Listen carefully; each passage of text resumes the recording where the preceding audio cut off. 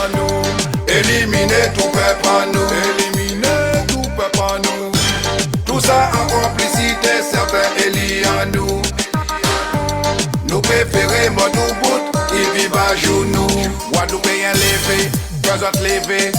Arrêtez si c'est faisant tout baisier. Pendant ce qu'à vivre tranquillement, d'un café manœuvre dépouiller ça gentiment. La justice tombée en panne, littoral pas respecté. Érolien a placé canne, la mairie en contribanté. Agriculteur à panne, solidarité en panne. Toujours nous crier la force la qu'à répondre. Yo v'lez tuer qu'il tire en nous. Yo v'lez tuer qu'il tire en nous. Éliminer tout peuple en nous. Yo v'lez remplacer peuple en nous. Tout ça en complicité, certains élits en nous. Nous préférons mode ou bout, ils vivent à genoux. Nous c'est petit amèque marron. Yo dit nous c'est mauvais là on. Ou mais pour liberté en nous, pour un certain nous. Pour un certain nous. Nous c'est petit Kalinago. Mélange croisé et puis Congo. Yo dit nous c'est mauvais là on. Arrivé en bateau. Yo v'lez tuer qu'il tire en nous. Yo v'lez tuer qu'il tire en nous. Éliminer tout peuple en nous. Éliminer tout peuple en nous. Tout ça en complicité, certains élits en nous. Nous préférons mode ou bout, ils vivent à genoux. Yo voyez Mamblo, l'autre nous mande de l'eau. Yo voyez vaccin, nous pas demander à rien. Poisonné au clan des codes pour faire banane, pardon. Calibré chez descend nous en esclavage en métropole. Qu'a fermé l'école, promotionner alcool. Qu'a diffusé chata, pas qu'à jouer goka. En télé, aïe, ouais, qui femme qu'a souper gros bonda. Yo v'lez tuer qu'il tire en nous. Yo v'lez tuer qu'il tire en nous. Éliminer tout peuple en nous. Yo v'lez remplacer peuple en nous. Tout ça en complicité, certains élits en nous. Nous préférons mode ou bout, ils vivent à genoux. Guadeloupéens, Martiniquais, Guyanais, Réunionnais, debout. Nous c'est petit amèque marron. Yo dit nous c'est mauvais là on. Ou mais pour liberté en nous, pour un certain nous, pour un certain nous. Nous c'est petit Kalinago.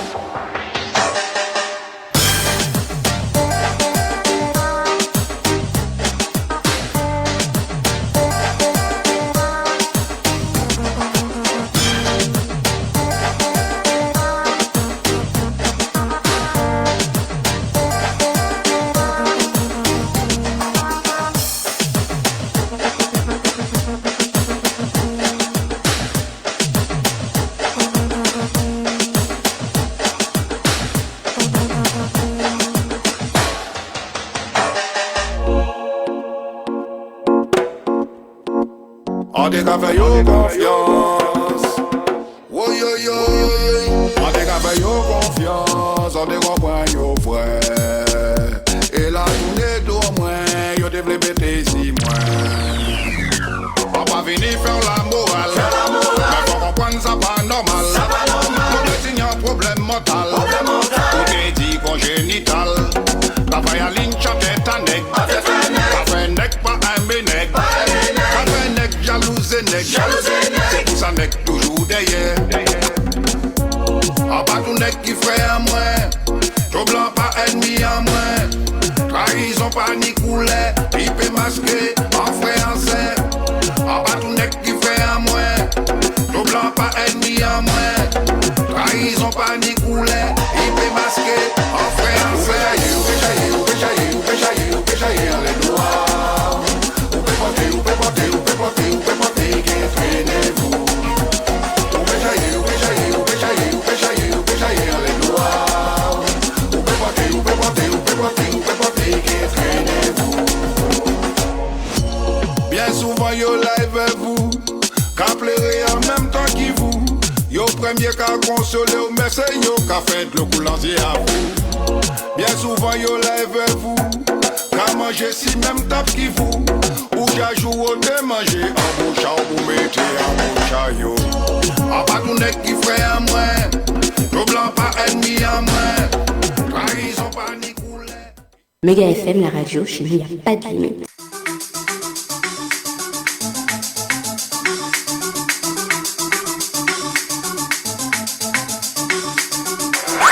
Marie-Galante, à sa fréquence Méga FM 88.9. La Désirade, à sa fréquence Méga FM 88.9. MAO, à sa fréquence Méga FM 88.9. Le Gosier, à sa fréquence Méga FM 88.9. Mornalo, à sa fréquence Méga FM 88.9. Bonjour la Guadeloupe, bonjour le Nord, bonjour les auditeurs de Méga FM, bonjour les internautes. Alors, Amadou Clémence, aujourd'hui avec Méga FM, sur Méga FM, on a une nouvelle émission, La Guadeloupe en débat. L'idée de cette émission, c'est de prendre un sujet et d'en débattre avec des Guadeloupéens, avec des experts, avec des actifs. Et aujourd'hui, vous allez découvrir sur le plateau des invités. Nous aurons un sujet d'actualité qui est la Guadeloupe, le grand tournant institutionnel. Alors, qui est pour, qui est contre, qui est peut-être nuancé, on verra ça dans un moment. Alors, vous allez écouter tout d'abord un podcast qui va un peu brosser le sujet. Et ensuite, place aux invités. Bonjour. Aujourd'hui, on se penche sur un sujet important pour la Guadeloupe. 4 résolutions adoptées le 17 juin dernier par le Congrès des élus. Bonjour. Oui, effectivement, des textes qui proposent une refonte institutionnelle assez majeure. Une refonte qui irait vers quoi concrètement ? Vers la création d'une collectivité territoriale unique. Et ça, ce serait sous l'article 74 de la Constitution.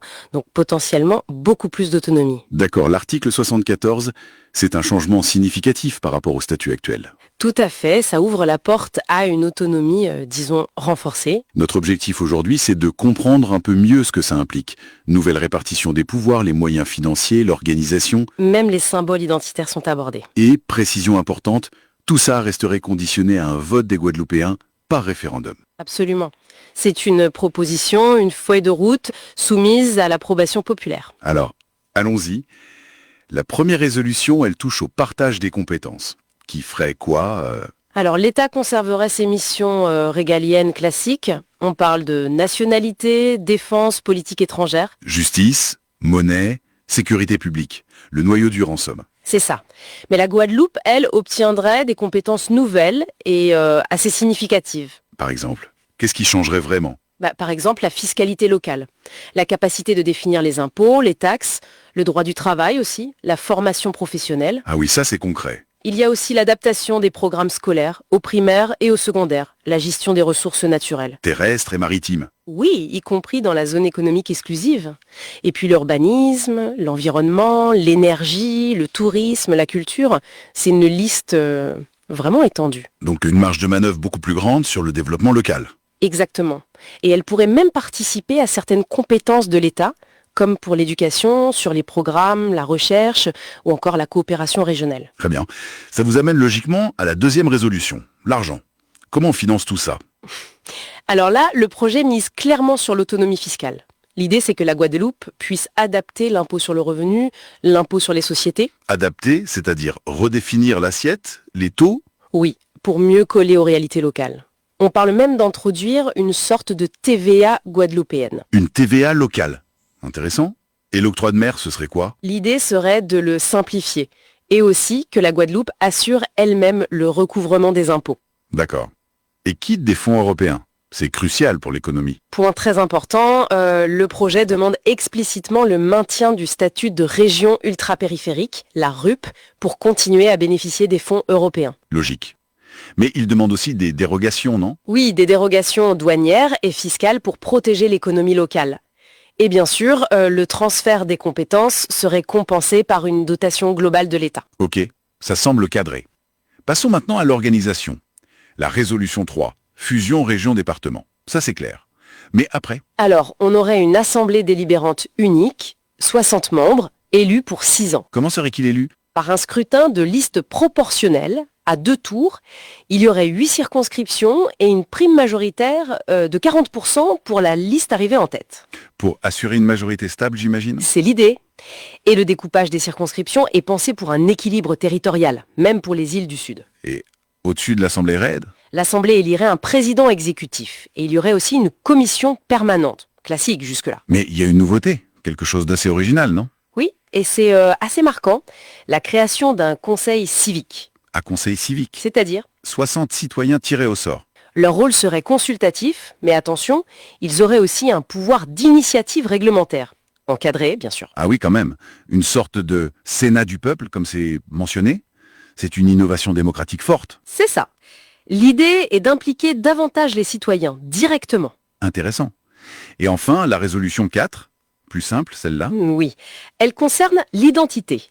Elle propose simplement d'organiser une consultation citoyenne. Pour choisir quoi ? Pour que les Guadeloupéens choisissent eux-mêmes leurs futurs emblèmes. Drapeaux, hymnes, devises. Qui remplacerait les symboles actuels ? Non. Qui coexisteraient avec les symboles nationaux et européens. C'est bien précisé. D'accord. Donc si on essaie de résumer tout ça, les élus proposent une Guadeloupe unifiée sous l'article 74. Avec beaucoup plus de compétences propres, oui. Une autonomie fiscale affirmée. De nouvelles institutions avec ce fameux conseil civique. Et le choix de ses propres symboles, en complément des existants. Le tout, et c'est le point essentiel, soumis au vote des Guadeloupéens. Exactement. C'est une feuille de route, disons, ambitieuse pour redéfinir l'avenir institutionnel de l'île au sein de la République. Méga FM, la radio, chez nous, il n'y a pas de limite.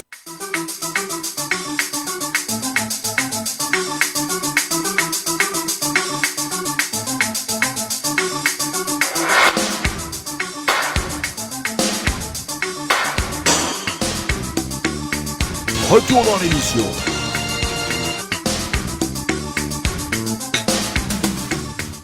Bien, vous avez entendu le podcast, donc le sujet principal qui est à l'ordre du jour, qui est d'actualité, suite au congrès qui s'est passé, le 19e congrès. Il y a eu 4 résolutions qui ont été votées.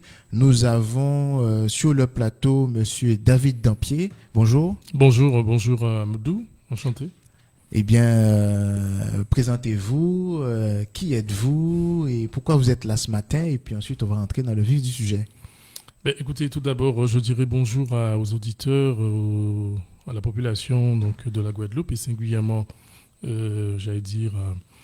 aux habitants de la commune d'Anse-Bertrand, puisque la radio se situe à Anse-Bertrand et émet depuis cette belle commune. Alors, qui suis-je ? David Dampier. Je suis donc né il y a déjà quelques années, une quarantaine d'années passées. J'ai grandi dans ce pays de Guadeloupe. J'ai fait mes études. Puis après, j'ai bien entendu chopé ou attrapé quelques compétences, quelques diplômes.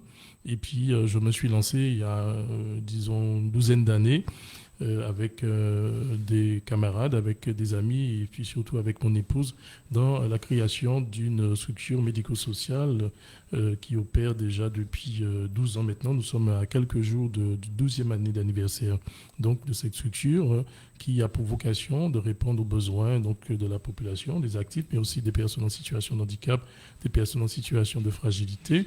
Donc voilà la partie, professionnelle rapidement brossée. Par ailleurs, je suis aussi fondamentalement, en premier, un citoyen du pays Guadeloupe. Et donc, du coup, je suis intéressé par tous les sujets qui, a priori, se présentent sur la scène politique ou la scène citoyenne, puisque nous sommes, des citoyens. Et donc, du coup, nous devons plus ou moins nous intéresser au sujet. Et d'ailleurs, ce débat auquel vous m'avez invité est un espace d'expression démocratique qui doit permettre à des acteurs économiques, des acteurs socio-économiques et puis des citoyens, de base, de s'exprimer sur des sujets qui les intéressent au premier chef. Tout à fait. Eh bien brossé. Du coup, ça veut dire que vous êtes aussi un acteur de la société, tant économique, mais aussi social, puisque vous œuvrez dans le secteur du médico-social. Avez-vous suivi déjà le 19e congrès? Là, on a entendu le podcast qui résume un peu les 4 résolutions qui ont été votées. Qu'avez-vous pensé de ce congrès? Alors, c'est une vaste question, parce qu'en fait, il faudrait remonter déjà depuis au moins plus de 50 ans. La Guadeloupe, vous le savez, était une colonie.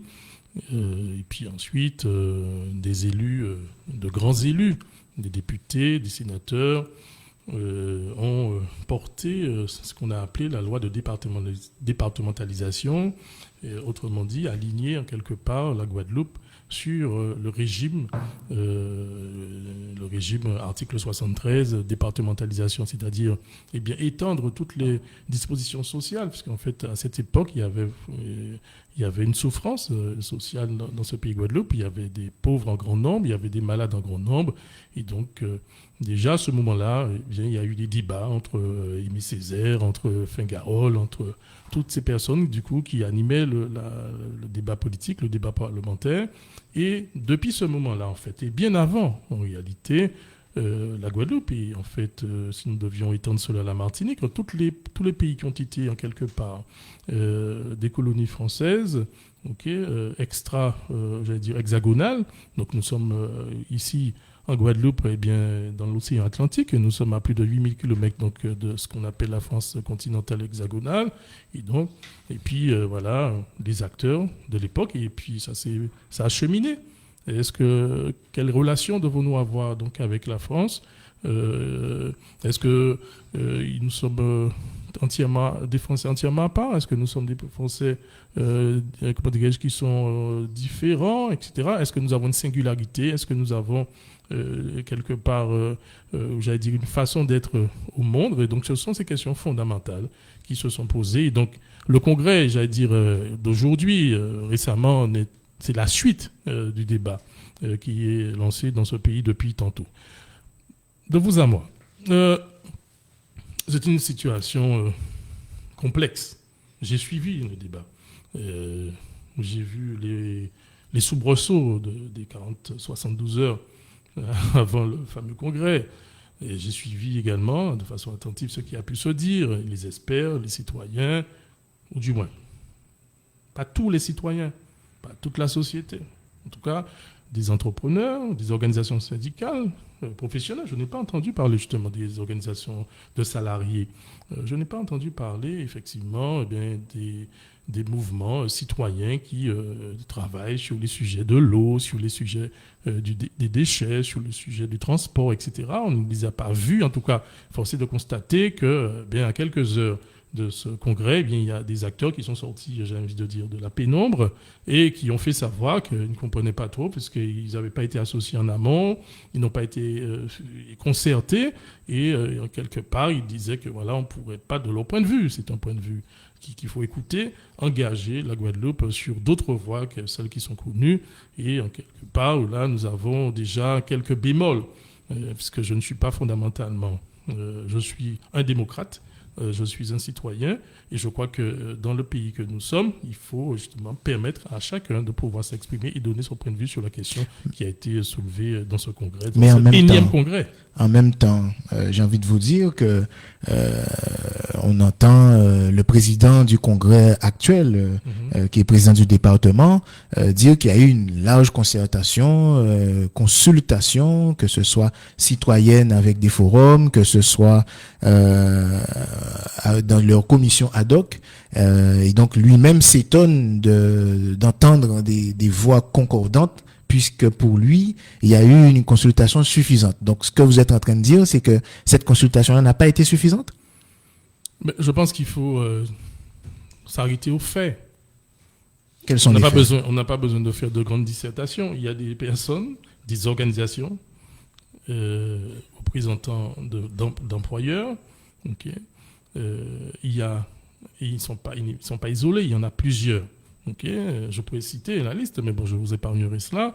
Il y a des associations, il y a aussi des organisations syndicales qui représentent les salariés, et bien qui, d'après ce que je lis dans la presse, et d'après l'écho qui est donné à leur intervention, n'ont pas été, en tout cas c'est eux qui le disent, n'ont pas été associés, n'ont pas été impliqués dans la réflexion collective qui, du coup, a débouché donc, sur ces conclusions, sur ces résolutions du Congrès, certes qui ont été votées puisqu'il y a une majorité qui l'a permis. Concertation, concertation, discussion, ça suppose, de mon point de vue, que les acteurs, que les citoyens, que les familles, que les entreprises, voire même que les communautés ecclésiales se saisissent de cette question-là de façon autonome, eh bien, se posent des questions sur l'avenir de leur territoire, fassent le bilan, parce qu'il faut quand même partir de la situation actuelle. Nous sommes dans un pays quand même qui est quelque peu encaillé, pour ne pas dire plus, qui est empêché, ou du moins, nous sommes aussi acteurs. Nous avons des personnes qui sont installées dans des collectivités et pour la plupart d'entre eux, ils font du très bon travail. Force est de constater que des résultats attendus sur la question essentielle quand même du quotidien de l'eau n'est toujours pas réglé. Mais Monsieur Dampier, vous avez au début brossé justement le nombre d'années et d'évolutions ou non que nous avons subies. C'est-à-dire vous êtes parti d'une 50aine d'années en disant que cette question-là était déjà posée. Donc là, on est au 19e congrès. On va sur le 20e. Hein. Et voilà, donc ça fait une vingtaine d'années. Et au final, l'impression que j'ai en vous écoutant, c'est que la population dans sa diversité, c'est-à-dire sociologique, économique, le patronat, le salariat, n'a pas été suffisamment consultée. En tout cas, cher Amadou, je suis responsable d'une organisation médico-sociale. Je suis membre d'une organisation, ou du moins d'un regroupement de structures médico-sociales, donc d'associations, d'entreprises, d'organisations, entrepreneuriales, dans le secteur médico-social. Donc très concrètement, ça veut dire quoi? Nous intervenons auprès des plus fragiles. Nous intervenons auprès des personnes en situation de handicap. Nous intervenons auprès des personnes en situation de fragilité. À ma connaissance, et c'est une précaution oratoire que je prends, nous n'avons pas été consultés. Nous aurions dû peut-être nous manifester davantage, mais en tout cas, nous n'avons reçu aucun courrier, aucune invitation, justement, de cette fameuse commission ad hoc, pour demander, à ces personnes, à ces organisations, à ces responsables quand même, qui emploient quelques milliers de salariés, qui interviennent au quotidien auprès de publics fragilisés et qui ont des choses à dire, par exemple, la question du transport. Vous savez que il y a quelques années, en tout cas quand j'étais encore étudiant, je pouvais partir de chez mes parents, prendre un bus, arriver au collège sans aucune difficulté. Mes salariés me disent, mes employés me disent, mes collaborateurs salariés me disent, Monsieur Dampier, je pars à un point T pour arriver à un point X, c'est une difficulté. Je mets parfois une demi-heure, 3/4 d'heure, 1 heure quand le bus passe. Voilà la chose en fait. Donc, à parler d'évolution, j'ai envie de dire, on évolue en permanence. Je ne suis pas un conservateur, je ne suis pas arc-bouté sur la situation. Force est de constater qu'il y a des dysfonctionnements, que probablement on pourrait aller beaucoup plus loin dans l'approfondissement des compétences. Faut-il encore que sur les domaines, que sur les questions qui relèvent, a priori, du pouvoir des personnes qui ont les responsabilités à la fois dans le conseil départemental et à la fois au niveau du conseil régional puisqu'il s'agit d'eux, et puis ailleurs, qu'ils aient fait la preuve par neuf et qui dirigent, qui managent, qui ont une vision stratégique et qui se sont retournés déjà sur leurs propres résultats, qui se sont retournés sur les politiques publiques qu'ils ont pu mener et de constater de façon factuelle est-ce que ça fonctionne ou ça ne fonctionne pas. Moi, je peux vous dire, de là où je suis, que ça ne fonctionne pas, le transport en Guadeloupe. D'accord. Donc, vous n'êtes pas pour une évolution institutionnelle en Guadeloupe? Non. Puisque c'est ce que vous êtes en train de dire. Vous êtes en train de dire que ça fait 50 ans qu'on en parle et que finalement les politiques publiques qui sont menées aujourd'hui ne sont pas satisfaisantes. Et si on regarde au regard des résolutions, on va rentrer dans le détail un peu plus tard, mais au regard des résolutions, très factuellement, ce qui est proposé, c'est une évolution ou du moins un changement. On pourra déterminer que c'est une évolution quand on l'aura testé. Mais en tout cas, un changement avec une fusion des deux collectivités. Visiblement, on irait vers un article 74 avec plus d'autonomie, avec plus fiscale.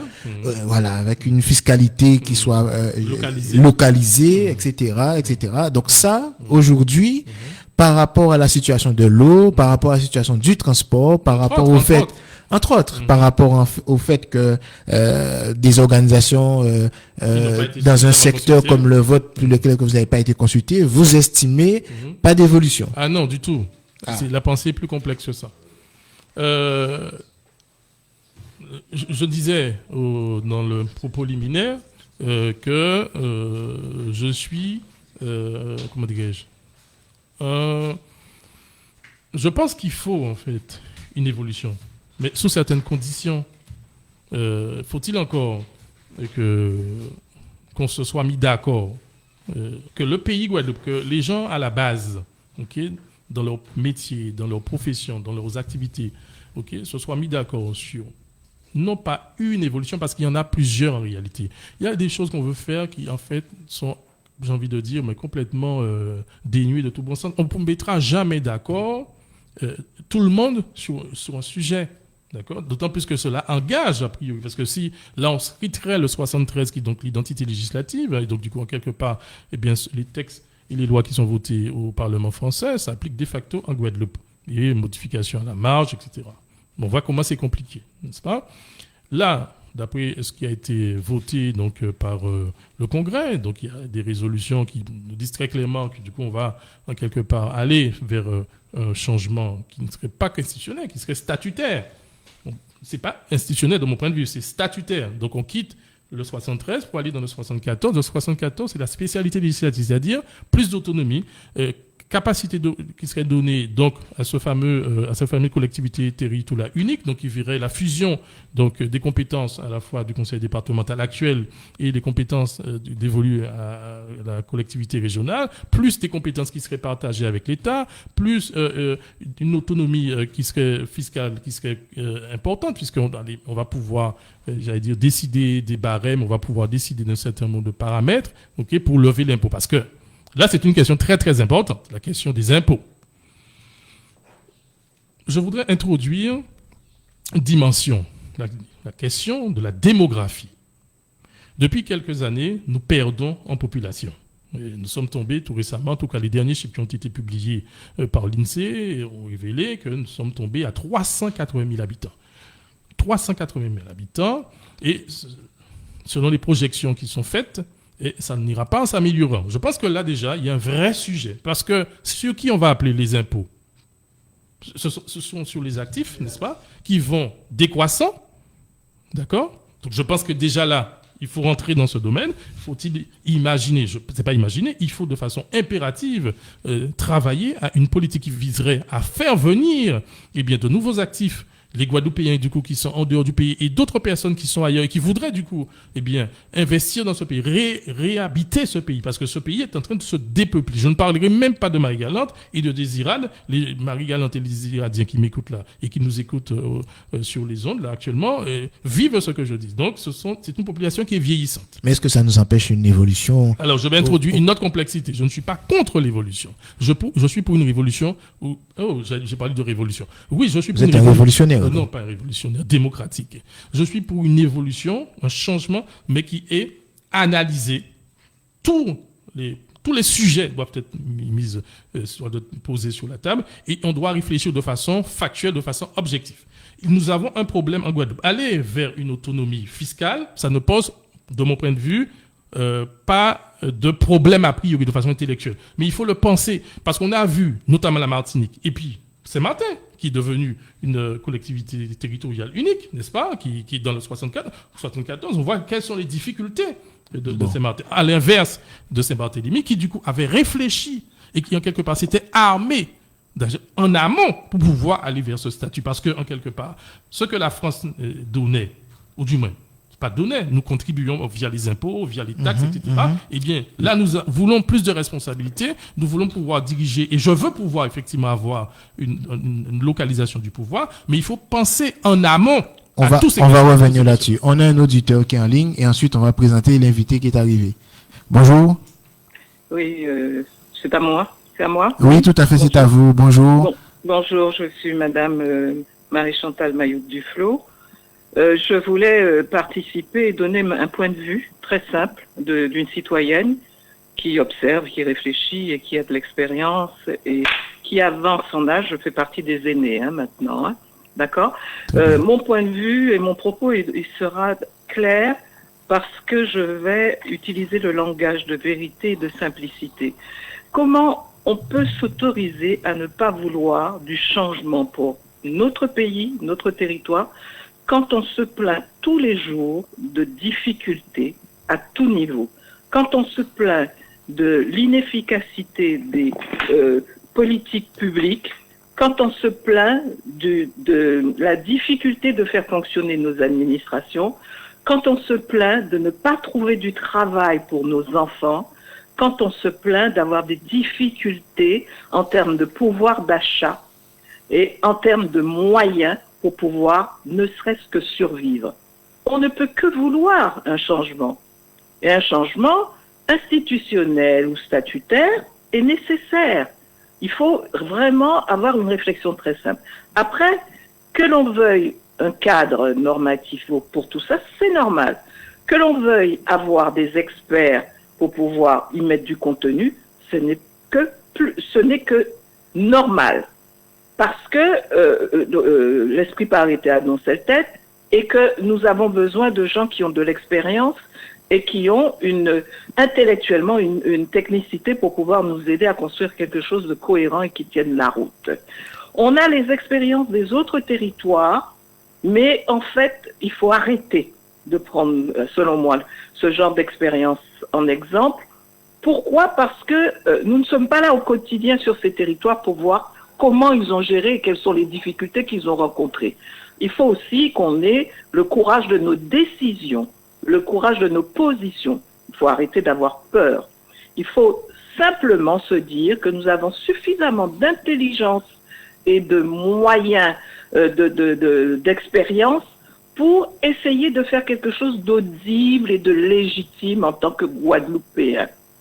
Après les batailles que nous vivons depuis la nuit des temps, qui sont politiques et politiciennes, on ne va pas pouvoir empêcher l'existence de ces situations. Pourquoi? Parce que nous avons dans notre peuple et dans quels que soient les peuples, des personnes qui sont plus préoccupées de leur posture et de leur pouvoir que de l'intérêt collectif. Ce sont les mêmes personnes que nous avons portées au règne de notre territoire.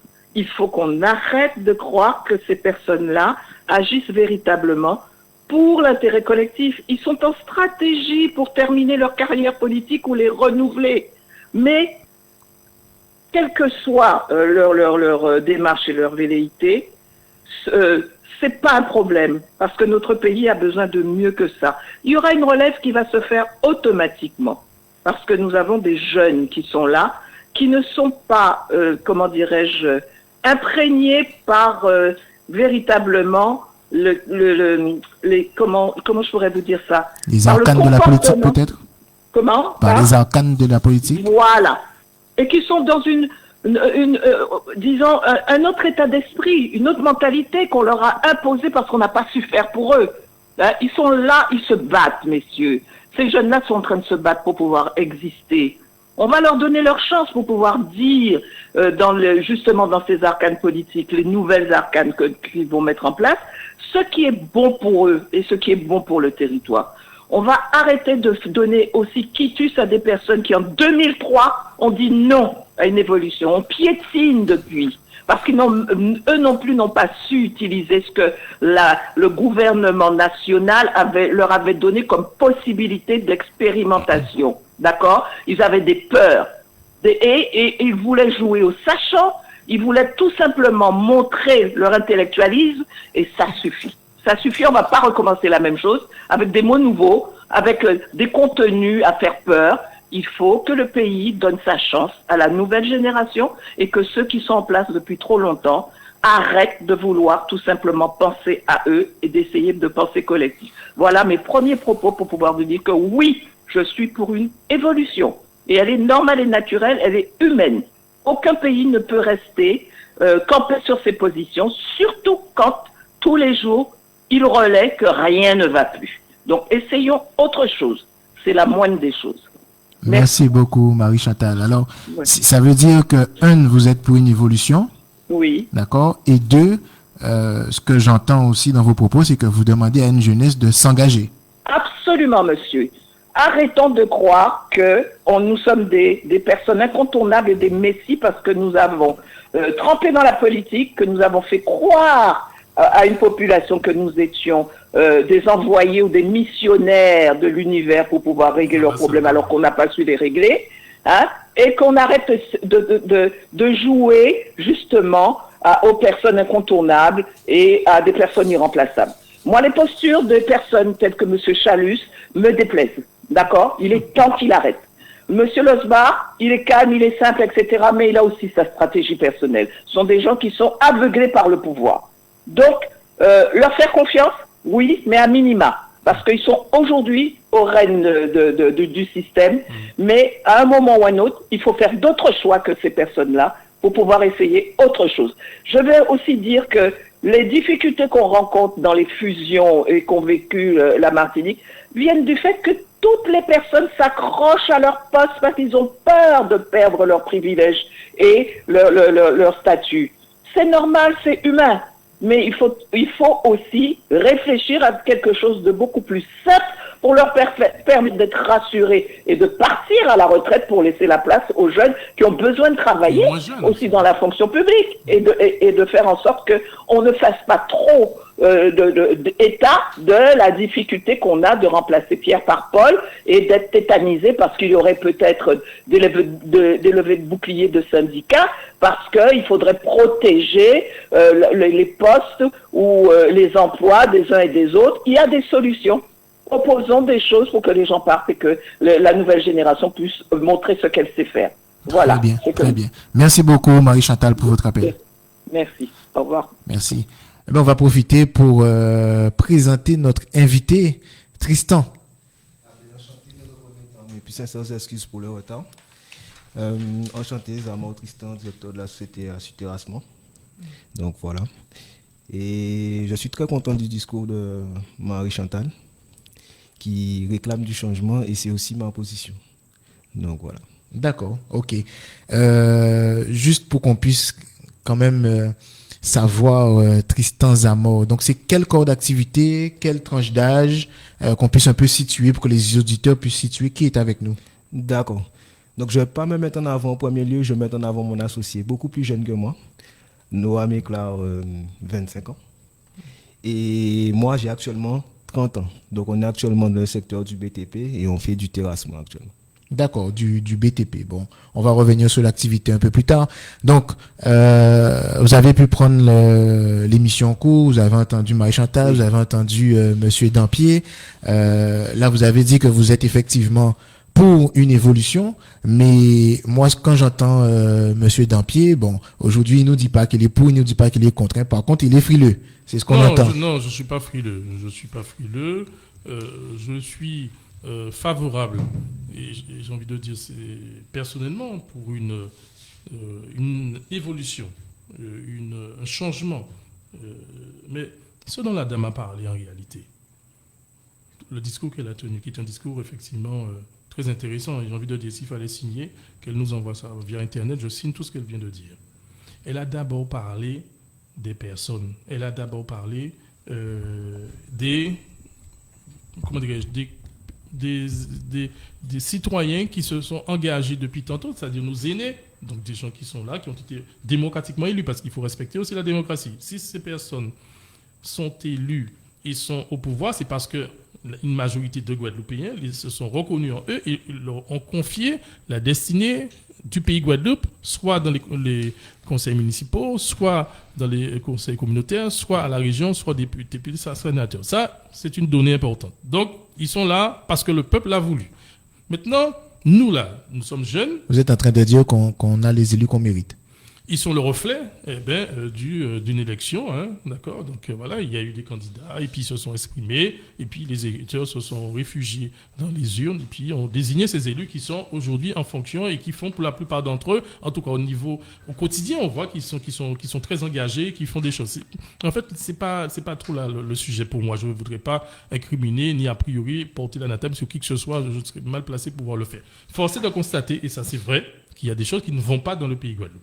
Il y a des choses qui ne vont pas sur la question, eh bien, de, par exemple, la gestion des arrivées, des flux migratoires, par exemple, des gens qui peuvent entrer sur le territoire, notamment avec des armes, etc. On a entendu ça tout récemment. Eh bien, apparemment, la Guadeloupe est devenue une niche, un espace où bien, les armes peuvent arriver ici, et on voit, notamment dans les violences, dans les crimes qui sont commis sur la place publique et dans l'intrafamilial, qu'il y a un sujet. Okay. Il y a aussi la question, j'ai envie de dire, économique, au sens de l'industrie. Est-ce qu'il y a encore une industrie en Guadeloupe? Non. Est-ce qu'il y a une économie agricole? Non. Donc, force est de constater, par exemple, au travers de la balance commerciale de la Guadeloupe, que nous sommes complètement dépendants de l'extérieur. Donc, oui, ça ne va pas. Ça ne va pas. Ça, c'est factuel, tout le monde peut le reconnaître. Maintenant, il y a ce qu'on appelle la méthode, le chemin pour y aller. Et c'est là, effectivement, que je suis, on va dire, nuancé. Je suis, a priori, intellectuellement, de façon pratique, dans le quotidien de ma vie, en tant que responsable, en tant que directeur d'un établissement médico-social. Il y a des blocages. On ne comprend pas pourquoi ça ne fonctionne toujours pas au niveau de l'eau. Du moins, on sait.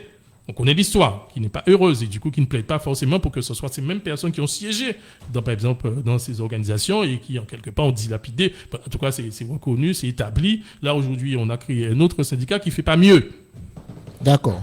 Donc, je veux dire... C'est sur la méthode que vous n'êtes pas forcément d'accord. Je suis sur la question de méthode, mais je suis aussi, en quelque part, sur la question, non pas de jeunes, parce que la société, elle est diverse, il y a des jeunes, des moins jeunes, et c'est pas parce qu'on est jeune qu'a priori, on est compétent. Il faudrait, de mon point de vue, que des entrepreneurs, que des membres d'associations, que la société dans sa globalité puisse réinvestir, la citoyenneté engagée, d'accord, de telle sorte à pouvoir se présenter ou être enrôlé ou être en soutien d'élus, de camarades ou d'émerger par eux-mêmes pour pouvoir en quelque part procéder au changement. Je pense qu'il y a une question de crédibilité.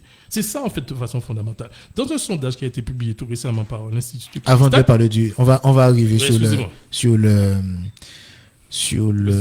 sondage, Monsieur Zamor qui nous livrait son avis sur la question et qui nous disait qu'effectivement, en tant que jeune actif, puisque une trentaine d'années, puis un associé qui a 25 ans, donc on est vraiment dans cette, je dirais même dans cette génération qui est en train de créer en Guadeloupe. Donc, au-delà du fait que vous soyez pour les propos de notre auditrice Marie-Chantal, est-ce que vous avez eu l'occasion de suivre le 19e congrès ou est-ce que vous avez entendu ce qui a été voté au congrès?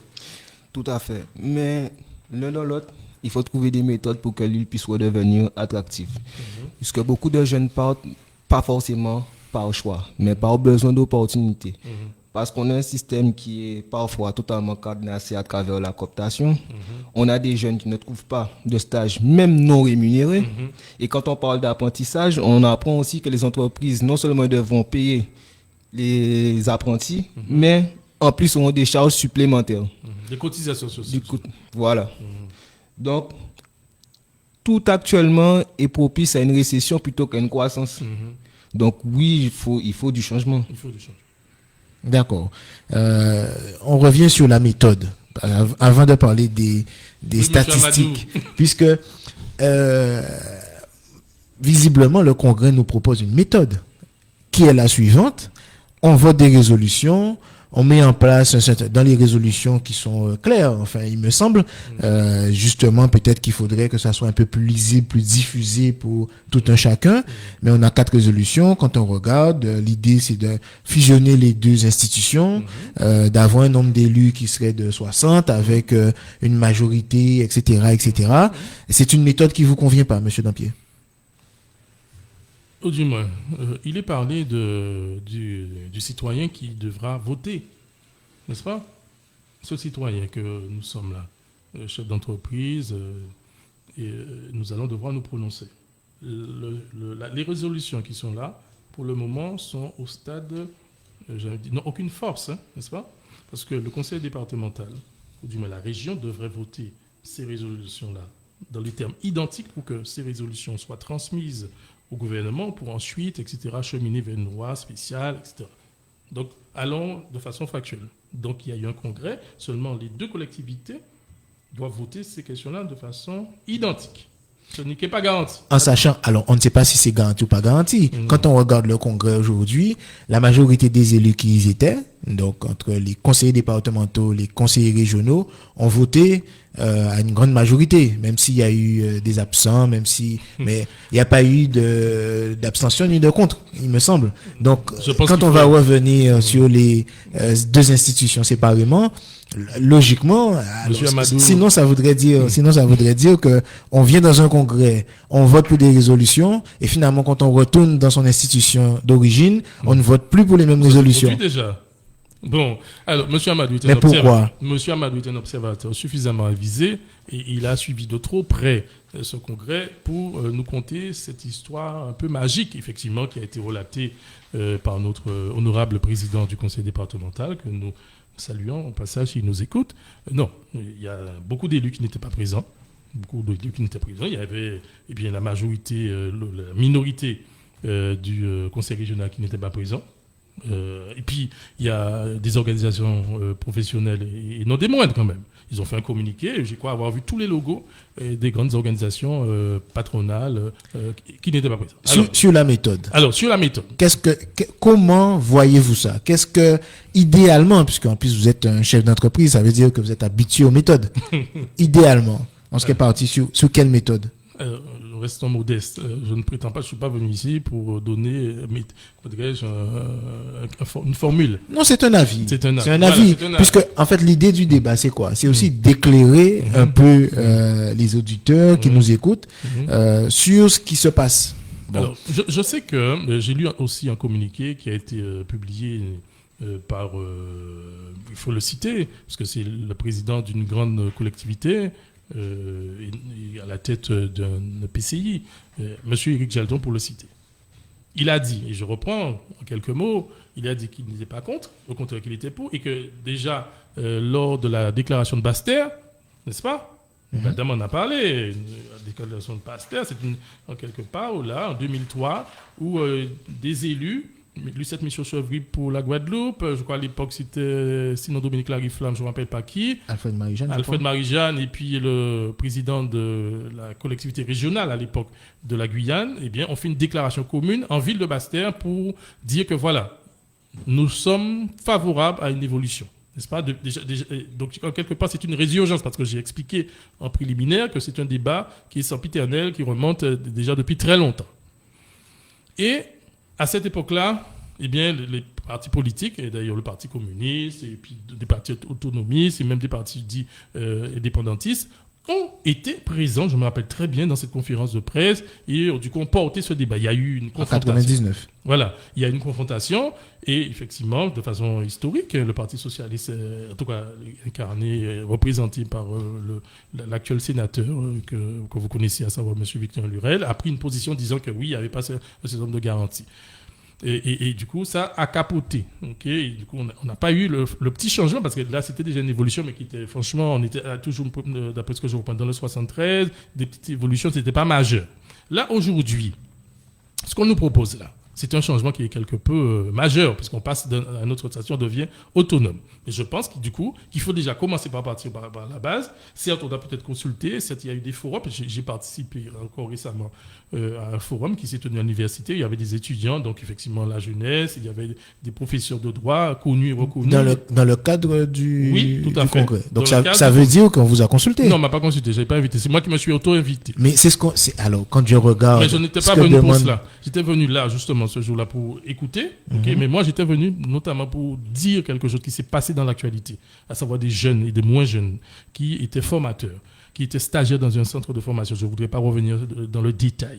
Et qui ont été plusieurs mois. C'est pas le sujet aujourd'hui. C'est pas le sujet. Mais voilà. Donc, il y a un dysfonctionnement, par exemple. Il faut le citer au niveau de Guadeloupe Formation. N'est-ce pas? C'est connu, c'est reconnu. Les rapports sont en pile dans les services dédiés. D'accord? Donc, moi, j'étais venu en quelque part pour écouter. J'ai entendu un certain nombre de choses. Mais David, en plus, c'est une individualité. Il faut consulter de façon beaucoup plus large. Il faut que les acteurs associatifs, patronaux, églises, clochers, etc., okay, les marins-pêcheurs, les ouvriers, les maçons, etc., que toute la société se saisisse de cette question. D'accord. Maintenant, est-ce qu'on arrivera à une position unique? Non, probablement. Parce qu'il y a une diversité d'opinions dans une démocratie, dans un pays. Alors, ce fameux président donc, propose, me semble-t-il, une idée qui est quelque peu intéressante, c'est-à-dire de dire, bon, on est a priori pour tel, est-ce qu'il ne faudrait pas donner le choix au peuple de Guadeloupe? On est pour une évolution. Est-ce que, pour information, le pays de France, les gouvernants français sont en train de réfléchir à une réforme du système actuel, une réforme de la décentralisation, une clarification au niveau des compétences, n'est-ce pas, au niveau des collectivités actuellement qui opèrent, c'est-à-dire les communes, les intercommunalités. Il y a une réflexion au niveau national, n'est-ce pas, pour pouvoir refondre le système pour plus de clarification, plus de simplification, plus d'efficacité. Parce qu'en réalité, le seul sujet, la seule question qui nous intéresse, c'est l'efficacité. C'est quand on décide de quelque chose, au final, qu'en bout de route, ou du moins au bout, qu'on puisse voir l'efficacité du transport, qu'on puisse avoir un système opérant au niveau de l'eau, que chacun ait de l'eau en quantité et en qualité dans son robinet, que nous ayons effectivement une économie beaucoup plus dynamique. Et puis, il faut aussi le dire, on a une économie qui est quelque peu encaillée, pour ne pas dire plus, qui est une économie qui est à la main de certaines personnes, que nous respectons, mais il faut acter le fait que cette économie n'a l'apparence d'une économie. En réalité, quand nous regardons les statistiques, la Guadeloupe est encore un pays, au regret de le constater, en sous-développement. Donc il faudrait que l'État français s'engage aussi dans ce contrat, dans cette nouvelle relation entre la Guadeloupe et la France, à investir de façon sonnante et trébuchante pour donc rattraper, parce qu'il y a encore de très nombreux retards dans des secteurs clés, dans des services clés, la santé, la question de, comment on appelle ça encore, de la double insularité, les billets hors de prix. Il faut pouvoir discuter et avancer sur chacun de ces sujets pour le quotidien des Guadeloupéens. Et à ce moment-là, j'ai envie de dire que les Guadeloupéens, tout naturellement, ils ont compris, parce que dans le fameux sondage, ils expriment effectivement qu'ils se sentent beaucoup plus guadeloupéens, qu'ils voudraient d'un changement. Ils sont a priori pour. Mais encore faut-il que dans l'état présent, cette génération d'hommes et de femmes politiques qui tiennent les collectivités et qui ont des positions dans le pouvoir municipal, pas municipal parce que ça ne se passe pas véritablement à ce niveau-là, au niveau à des échelons de responsabilité dans la politique régionale, dans la politique sociale, des actes qui vont donner des résultats et qui en quelque part vont crédibiliser la parole des personnes qui viendront leur demander un changement institutionnel, un changement statutaire. Donc je ne suis pas contre, je ne suis pas frileux, je suis pour, mais à une certaine condition, avec une méthode qui serait beaucoup plus inclusive, qui inclurait véritablement toute la société dans ce débat. Est-ce que ça s'appelle pas de la frilosité? Alors, non, ce n'est pas la frilosité. Sur la méthode. Donc, il faudrait pour vous, selon vous, continuer les consultations. Attendez, mais de vous-même. Non, mais moi, je ne suis pas là. Je ne suis pas en situation. Je ne suis pas en situation. Je ne suis pas membre du Congrès. Je ne suis pas dans une situation qui me permettrait. Je suis un observateur. Je suis un citoyen. Je dis que je suis pour une évolution, mais à certaines conditions. Une méthode beaucoup plus démocratique que cela. Mais attendez, mais c'est ce qui s'est dit, hein. Donc, la méthode n'est pas suffisamment démocratique.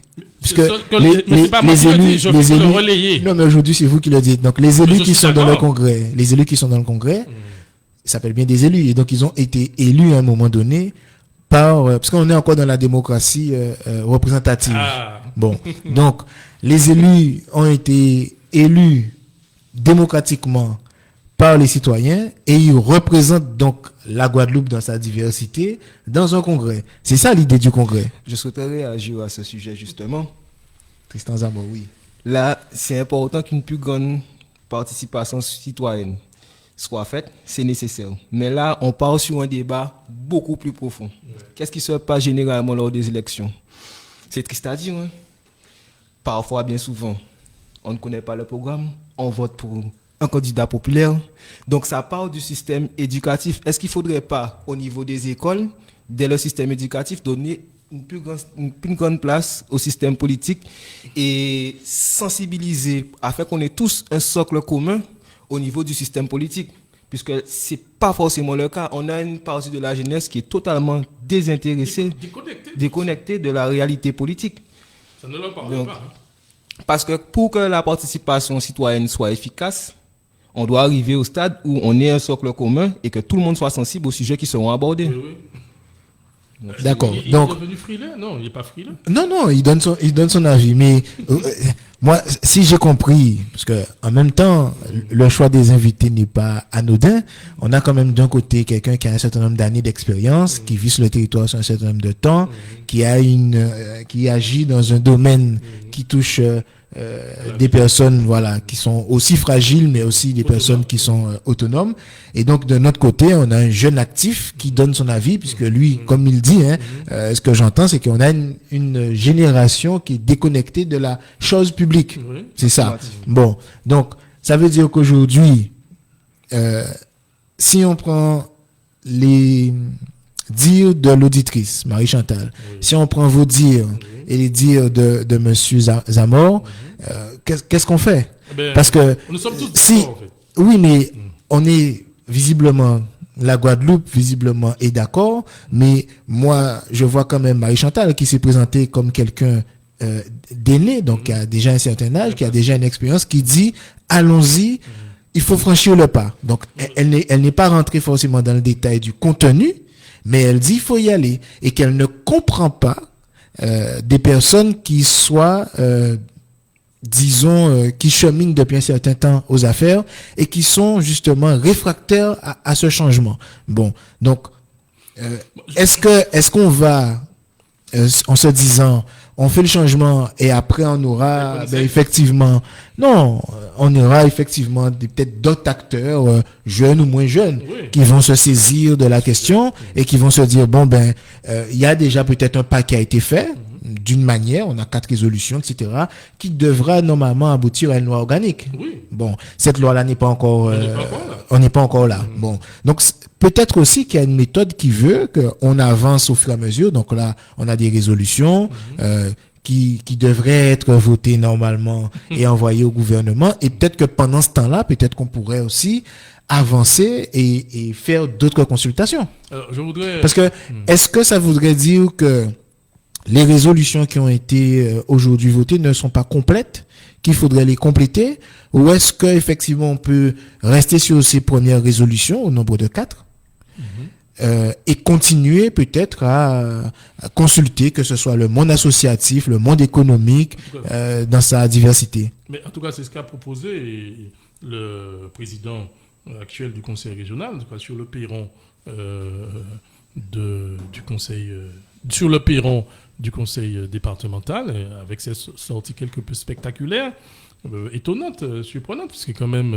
tout ce beau monde était quand même dans la commission ad hoc. Mais limite du même avis que vous, visiblement. Ah non, moi je parle au nom de moi-même et je ne parle pas au nom du président du conseil régional qui sait très bien s'exprimer et du coup qui a incarné une position, ou du moins, d'après ce que je peux lire, il dit qu'il n'y a pas eu suffisamment de débats, alors la question qu'il faudrait se poser, est-ce qu'à l'intérieur de cette fameuse commission, il n'a pas pu faire prévaloir ce point de vue?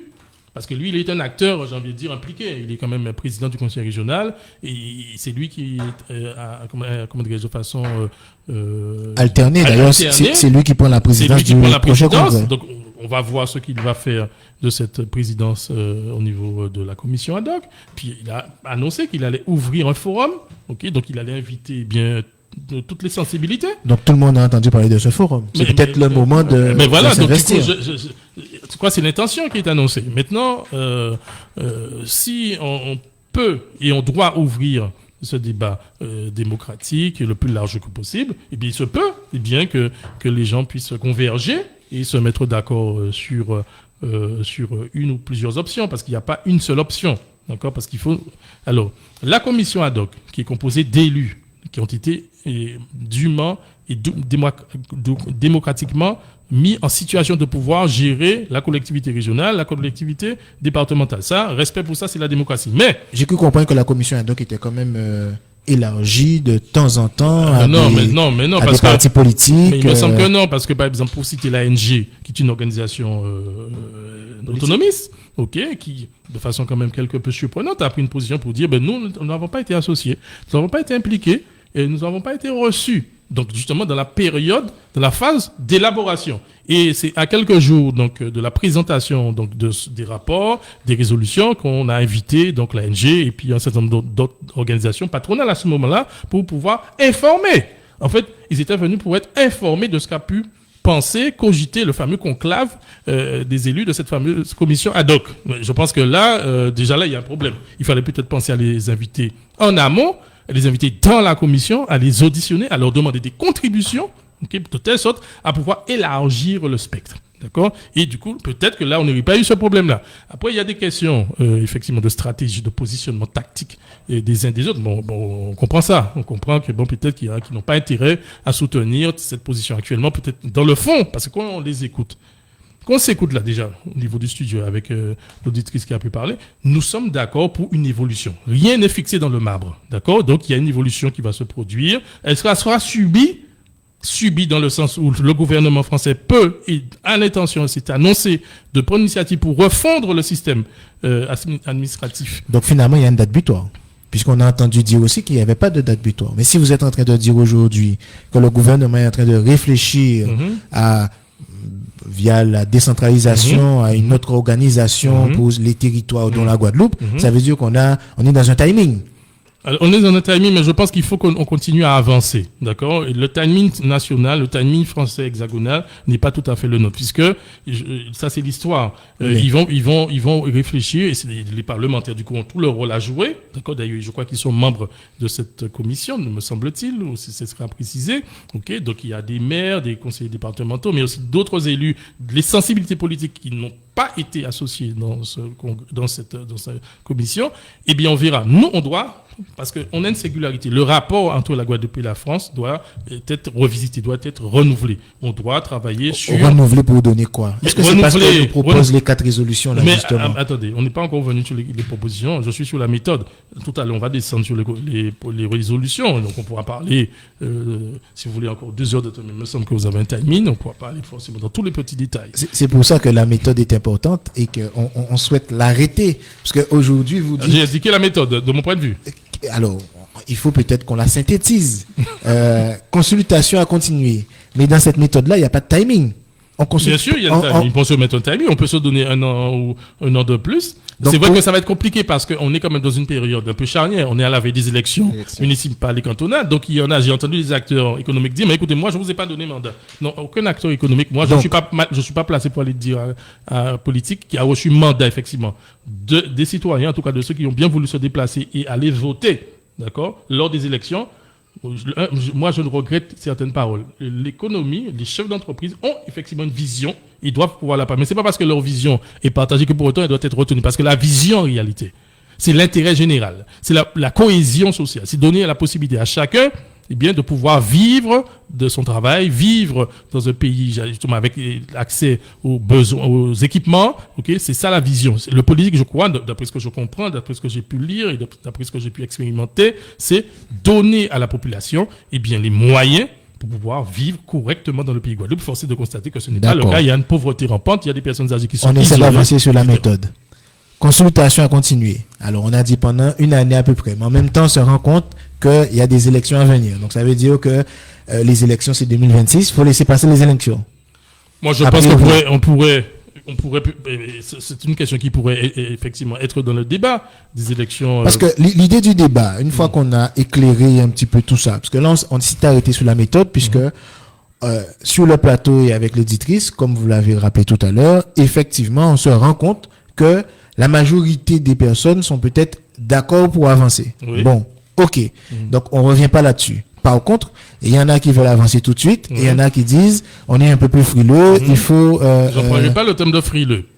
Moi, c'est cette méthode-là. Une évolution sous une condition d'un approfondissement démocratique. Donc, vous voulez approfondir démocratiquement. Pourtant, ce sont les élus qui ont été votés. Eh bien, cher ami, il n'y a pas que des élus. Ok, il y a ce qu'on appelle la société civile. Et donc, du coup, en quelque part, ce qu'a pu dire mon camarade qui est juste en face de moi et la jeune entrepreneuse qui est à ma gauche, eh bien, il y a la société civile. D'accord. Donc, pour vous, dans la méthode, il faudrait consulter... L'opinion publique, eh bien, s'exprime par des corps intermédiaires. Ces corps intermédiaires, on fait ça, on surgit là, sur la scène politique, sur la scène démocratique, sur la scène sociale pour dire, écoutez, on n'a pas été consulté, donc, du coup, vous avancez des choses qui peuvent être a priori intéressantes, mais nous, on voudrait être associés. Être associés. D'accord. Donc, on sait que pendant les élections municipales, on ne va pas avancer et communautaire, effectivement, on ne va pas avancer. Vous avez un intérêt pour la communauté, c'est bien. Je n'ai pas d'intérêt particulier.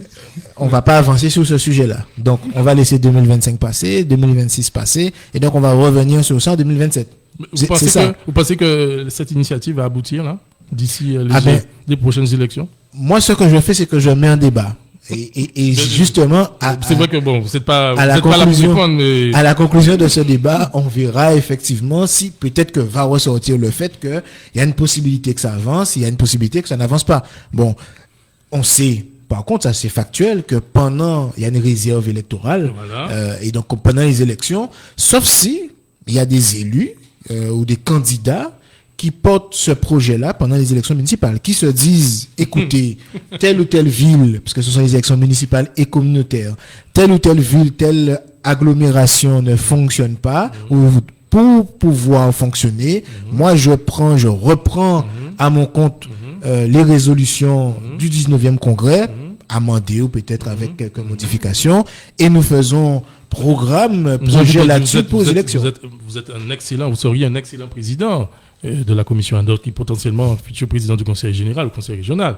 C'est merveilleux, parce qu'en fait, ce que vous proposez, c'est que... Pas sans vous. Non, moi, je me tiens à ma place. Alors, je disais que vous auriez été un excellent conseiller, en tout cas, à défaut peut-être d'être le futur président. Après, là, c'est la démocratie qui va en décider. Eh bien, oui. Eh bien, il y a des élections qui arrivent bientôt.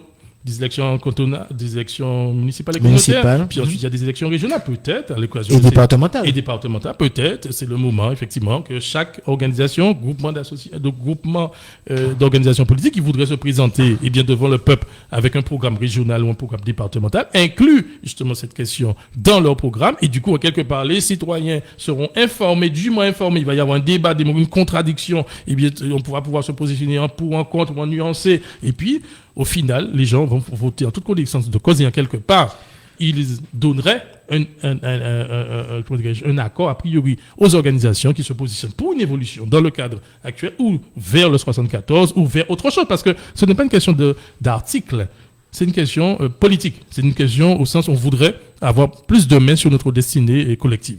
Alors, donc on rajoute quelque chose à la méthode en disant pourquoi pas faire en sorte que dans les moments démocratiques qui sont les élections, faire apparaître ce genre de programme. Qu'est-ce que vous en pensez? Qu'est-ce que vous pensez, monsieur? En fait, moi, j'ai beaucoup écouté, mais en réalité, je suis tranché. C'est-à-dire qu'une plus grande consultation, oui, pourquoi pas, mais en même temps, il faut du changement parce qu'il y a urgence. Mais si on ne change pas profondément le système, notamment j'ai parlé du système éducatif, ce sont les gens qui sont déjà sensibilisés et qui participent déjà peut-être aux élections, qui vont encore participer aux consultations, donc il n'y aura pas réellement de changement. Puisqu'il y aura pas... Du coup, vous allez vous engager sur votre territoire. Puisqu'en réalité, il n'y aura pas de personnes complémentaires avec un avis différent, parce qu'il y a une partie de la population qui est déjà totalement insensible. Vous avez commencé politique. Du coup là, vous êtes en train d'intervenir sur la scène médiatique. Oui, tout à fait. Et vous allez intervenir, que c'est pour tous ces candidats. Oui, faut qu'il aille au bout de son idée. Donc, en réalité, consulter avec le même noyau, on arrive au même résultat. Donc, pourquoi continuer à consulter alors qu'il y a urgence? Donc, je suis partagé. Ben, écoutez, c'est la démocratie. Oui, mais c'est un avis qui est très intéressant puisque le vote, le jeune actif qui est avec nous dit, quand il regarde la situation, au final, pourquoi prendre encore plus de temps puisqu'il y a quelque chose qui est proposé et donc il y a urgence. Bon, donc au final, on rejoint peut-être Marie-Chantal de tout à l'heure qui nous disait avançons. Oui. Donc, avançons vers la démocratie. Donnons la possibilité aux électeurs, aux électrices, lors des élections à venir, à se prononcer sur la question avant, justement, de transmettre ces fameuses résolutions au gouvernement français. Voilà du coup. Donc ça, c'est la méthode arrêtée. C'est votre positionnement. Je pense que ce serait une méthode qui, du coup, là, on est sur la scène publique. On n'est pas dans un congrès avec des spécialistes qui sont bienvenus, bien entendu, qui éclairent le sujet. On n'est pas entre politiques. On est sur le champ le débat public. Le débat public. Là, du coup, vous allez recevoir des pour et des contre, vous allez recevoir des fruits, peut-être des pas qui deviendront des convaincus, avec des pas qui vont. Voilà, c'est ce qui va se passer. C'est l'idée du débat. C'est l'idée du débat. Et puis, au terme de ce débat, il y a un vote solennel. Eh bien, dans une élection, avec des urnes, à l'intérieur, derrière un isoloir, et les Guadeloupéens, en conscience et en connaissance, vont pouvoir se prononcer sur la question. Parce qu'on ne va pas faire ça contre le peuple, hein. On ne va pas faire ça derrière le peuple. Quid de la consultation citoyenne? Puisque au final, qu'est-ce que le Congrès propose dans les résolutions? C'est effectivement... Oui, mais ça c'est après. Oui, c'est-à-dire, mais c'est pas ce que je vois par rapport aux résolutions, c'est que il y a une consultation donc citoyenne qui va être faite pour pouvoir le oui et le non rejouer de 2003 entre guillemets. Sauf que à la différence, on aura peut-être des résolutions, une loi organique, etc. Là, on n'est pas sur oui ou non. Hein. On est sur des organisations qui prennent des positions. Oui, tout à fait. On donne un vote et du coup les gens ils sont informés. Ils vont envoyer telle personne, telle équipe. Eh bien, ce sont ces équipes-là qui ont une position et du coup, en quelque part, voilà. Non, mais je parle du Congrès. Oui. En l'état actuel, on est dans les résolutions. Voilà, sur les résolutions en l'état actuel, la consultation citoyenne qu'il y aura prévoit, oui, pour la loi organique, je suppose, en tout cas, qui de par les congrès et le dernier congrès, qui va être, je veux dire, amendé, etc. Donc, les Guadeloupéens auront, c'est ce que disent les deux exécutifs, auront à se prononcer. Pas l'impression. Ah ben, moi, c'est ce que j'ai vu à la télé. Vous n'avez pas vu ça, vous? Vous avez vu, à un moment donné, j'ai vu on nous a dit qu'il n'y aura pas de vote pour la Guadeloupe. J'ai vu quelqu'un qui était à l'intérieur de l'hémicycle, puis j'ai vu un autre acteur qui a, je crois, pris la parole ou pas, et qui, du coup, de façon visuelle, était sur les marches du perron du conseil départemental. Oui. Non, mais sur la consultation citoyenne. Enfin, attendez, s'ils étaient d'accord, ils étaient en accord sur les termes. Parce que je crois que le président a dit qu'il n'était pas contre une évolution. Lequel des présidents? Le président du conseil régional. Il me semble avoir compris qu'il n'était pas contre, mais qu'il voulait justement un approfondissement, un forum citoyen, etc. Tout ce qu'il a pu expliquer. Mais je crois avoir entendu, j'en suis même certain, et je vais réécouter une fois que l'émission sera terminée, que c'est bien ce qu'il a dit. Il n'est pas contre, mais il voudrait que justement, puisqu'il y a eu en quelque part des réclamations, des clamations des acteurs qui voudraient justement approfondir, et il se peut qu'au final, et probablement c'est ce qui va arriver, et bien que tout ce petit monde se mette d'accord, mais avec le peuple qui, du coup, de mon point de vue, devrait se prononcer dans des élections qui sont à venir. Et voilà. D'accord. OK, pour cette méthode-là. Parce que sinon, on va se retrouver dans les mêmes questions, on va se retrouver dans les complications de 2003. D'accord? On va se retrouver dans ces complications. OK. Donc, parce qu'il y en a qui sont des manipulateurs. C'est pas ceux-là, je vise personne en particulier. Mais il y en a qui sont mal intentionnés parce que la dame a pu parler de stratégie, etc., etc. De posture politicienne, quelque peu archaïque. D'accord? Non, nous sommes dans un pays qui évolue, donc il faut aller vers un changement. Maintenant, il faut organiser ce changement. Bon, très bien. On va faire une pause musicale.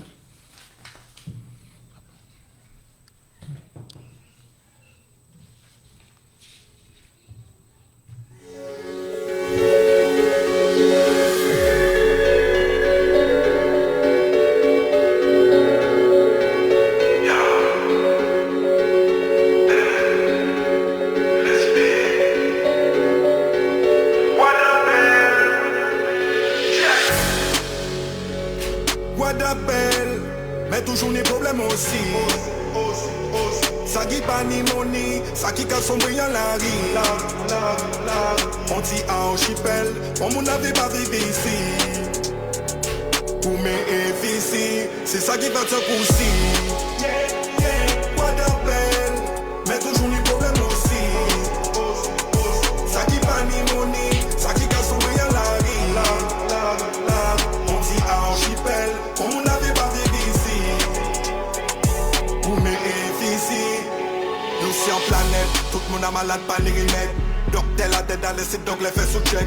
Politique a parlé, l'on garde pas qu'à faire un mec. Jeunesse en mec à souffert, obligé qu'à signer un script. Villa qu'à venir notre collier manière, pas qu'à voir ça qui qu'a fait. Malhonnête, trop bon, le si chimé en pépette.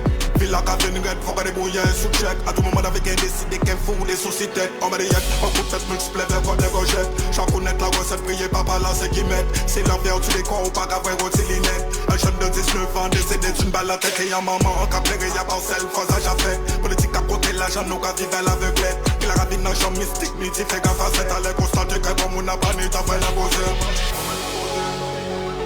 Quoi d'appel, mais toujours les problèmes aussi.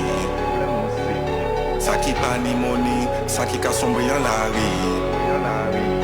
On dit archipel, on m'en avait pas vécu ici. Pour mes déficits, c'est ça qui fait ce coup-ci.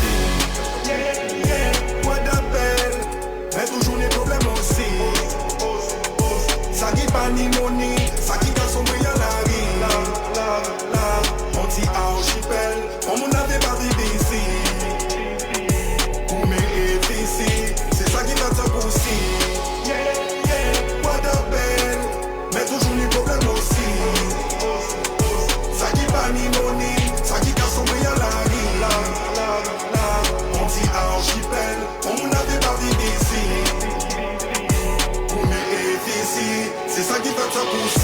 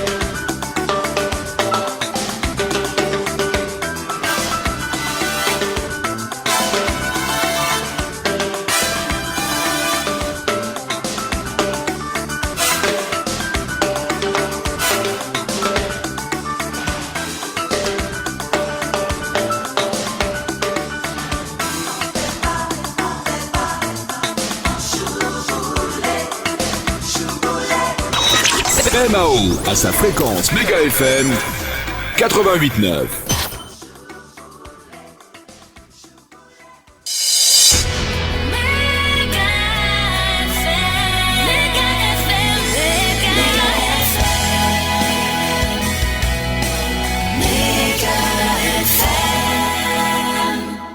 Retour dans l'émission. Salut, c'est Thierry Moueza sur Méga FM 88.9, la radio au top niveau. Salut, c'est Sandra Jean-Charles. Fais comme moi, écoute Méga FM sur 88.9. Salut à tous, c'est DJ Charlie sur Méga FM Guadeloupe, la fréquence du Nord 88.9. Restez à l'écoute. 10h32, vous êtes sur Méga FM 88.9. Retour sur le plateau Guadeloupe, la Guadeloupe en débat. Nous avons Monsieur David Dampier avec nous, Monsieur Tristan Zamor. On reprend nos échanges qui ont été, je crois, très fructueux ce matin. On a eu une auditrice qui nous a donné son point de vue. Pour elle, il faut avancer. On a eu le point de vue de Monsieur Dampier, qui n'est pas contre une évolution, mais qui voudrait une plus large consultation, enfin, que tous les corps intermédiaires soient représentés, en tout cas consultés, associés. Et on a eu l'avis de Monsieur Zamor, qui est un jeune actif, qui est entrepreneur, qui nous disait qu'il y a une urgence et qu'il fallait avancer, mais qu'en même temps, qu'il y avait une consultation quand même à tenir. Bon. Sur la deuxième partie de cette émission, je voudrais revenir sur les résolutions. Alors, on va pas toutes les faire parce qu'elles sont au nombre de 4. Elles sont quand même un peu chargées. La première sur les compétences, donc qui explique bien qu'on passe de 73 à 74. La deuxième sur l'autonomie fiscale. Donc, ça voudrait dire qu'on récupère la fiscalité. La troisième sur l'architecture institutionnelle. Donc, la fusion région, département et puis comment ça va fonctionner. Et puis la quatrième, emblème et devise. Donc là, on va parler drapeau et la devise de la Guadeloupe. Mais là, je pense qu'on va s'attarder plutôt sur l'architecture institutionnelle. La fusion de la région et du département.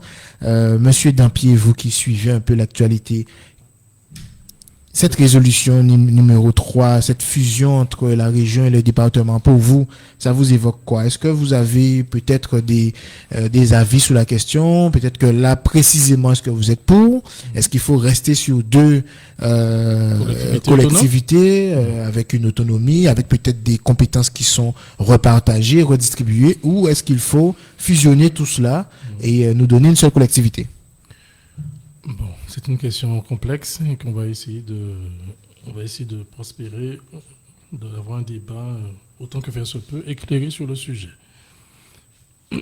La crainte de certaines personnes que j'ai pu entendre, c'est la question de la diversité, c'est-à-dire la possibilité que même dans le cas d'une collectivité unique, d'une collectivité territoriale unique, donc du coup qui va regrouper à la fois l'institution départementale et l'institution régionale avec les compétences qui vont converger, qui vont être à l'intérieur de ces collectivités, c'est la question de est-ce qu'on aura un seul président en Guadeloupe? D'accord? Est-ce que c'est une bonne chose? Est-ce qu'il ne faudrait pas, justement, c'est la question en tout cas que certains posent, qui c'est dans les médias, dans les écrits. Et que vous vous posez vous-même. C'est une question qui est tout à fait légitime. Il n'y a aucune question illégitime, une question qui peut dire qu'on est a priori contre ou a priori pour. Ce sont des questions qui sont légitimes, qui vont se poser dans les débats. Il me semble, d'après ce que j'ai compris, en tout cas sur le modèle de ce qui se passe en Martinique, on a le président de la collectivité territoriale qui est M. Letchimi, et puis ensuite on a le président de l'Assemblée. Donc l'Assemblée des élus qui serait réduit au nombre d'une 60aine.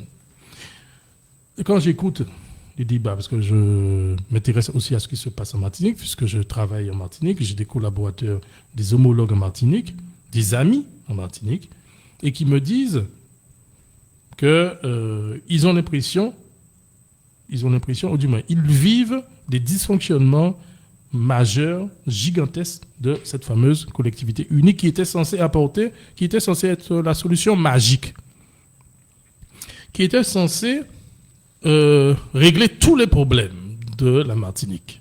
Eh bien non, tous les problèmes ne sont pas réglés et aucun statut en lui-même, aucune évolution ne règle tous les problèmes d'un pays, à fortiori la Guadeloupe, avec 380 000 habitants, avec des contraintes, mais aussi avec des avantages, avec des atouts. Donc, la France, par exemple, c'est un grand pays. C'est un pays qui fait partie des grandes puissances, n'est-ce pas, et qui a des problèmes sérieux. Surendettement, problématique au niveau, semble-t-il, de la retraite, du financement du déficit, etc., etc.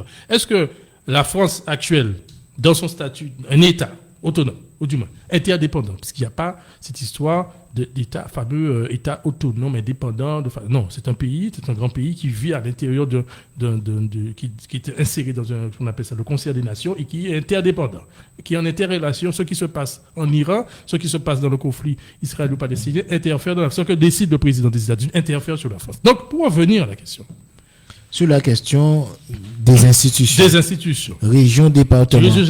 A priori, fusion. A priori sur le papier. Ou pas fusion. A priori sur le papier. En tout cas, la manière dont c'est indiqué, on va rassembler, on va cesser de se disperser, de se marcher dessus, de faire les mêmes choses. C'est-à-dire, on fait un peu de sport. On fait du sport au conseil général. On fait un peu de sport aussi au conseil régional. On intervient, par exemple, sur la politique de l'amélioration de l'habitat. On en fait au conseil départemental. Donc, c'est a priori c'est la compétence. Et on en fait aussi un peu. Donc, ça permettrait, a priori, de rationaliser tout ça et d'aller, en tout cas, c'est l'objectif. Moi, en tant que citoyen, en tant que responsable d'organisation, c'est l'efficacité qui m'intéresse. Quand je dépose, par exemple, un dossier, une demande d'appât ou une demande d'amélioration d'habitat pour un citoyen, moi, je voudrais que, par exemple, en fait, en parlant d'un MDPH, parce que nous avons des bénéficiaires d'un MDPH, eh bien, force est de constater que le système actuel ne fonctionne pas. Par contre, je vais dans d'autres régions. Je reviens de Paris, j'étais en séminaire, en formation. Le délai d'instruction, le délai de traitement. Au fait, la question de la petite enfance, qui est une compétence départementale, entière et pleine. Mais vous êtes pour ou contre la fusion? Je suis, mais en fait, les choses sont plus compliquées que ça. Je veux te dire qu'à priori, je suis pour. Je suis 100% pour. Mais vous êtes frileux. Non, je ne suis ni frileux, je ne suis pas frileux. J'essaye de raisonner dans ce débat-là. Moi, je veux pas. Non, on a une intelligence collective là, qui s'est déjà exprimée. On regarde. Moi, je suis proposé. pour répondre à votre question. Pour répondre facilement à votre question, parce qu'en fait, vous voulez pour, oui, non, mais non. Non, mais c'est-à-dire qu'au moins un avis, puisque sinon on rentre dans le détail.